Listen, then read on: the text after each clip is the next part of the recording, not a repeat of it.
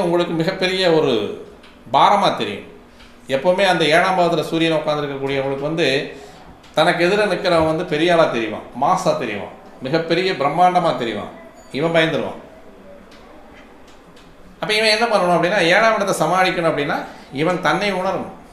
இவர் யார், இவருடைய நிலை என்ன, இவருடைய அளவு என்ன, இவருடைய அளவுகோல் என்ன அப்படின்றத அவன் ஸ்கேல் பண்ண ஆரம்பிச்சிட்டான்னா இவன் தெளிவாக இருப்பான். அப்போ லக்னத்தில் சூரியன் இருக்க பிறந்தவர்கள் உடனே நம்ம டக்குன்னு சொல்லுவோம், கோபம் அதிகமாக வருமே, சட்டுன்னு பேசுவார், பயங்கரமான கோபியாச்சு. கண்டிப்பாக கிடையவே கிடையாது. சமயோசிதமாக சிந்திக்கக்கூடிய ஒரு நபர், அழகாக முடிவெடுக்கக்கூடிய ஒரு நபர், அத்தனை பேர்த்தையுமே அவருடைய கட்டுப்பாட்டுக்குள்ளே கொண்டு வரக்கூடிய ஒரு நபர். ஒன்றில் சூரியன் இருந்தால் கோபம் வரும். சில நேரங்களில் அந்த 5ஆம் இடம் பாதிக்கப்பட்டிருந்தால் மட்டுமே கோபம் வரும். அந்த 5ஆம் இடம் பாதிக்கப்படாமல், 5ஆம் இடத்து அதிபதி பாதிக்கப்படாமல் இருந்தால் 1ஆம் பாவத்தில்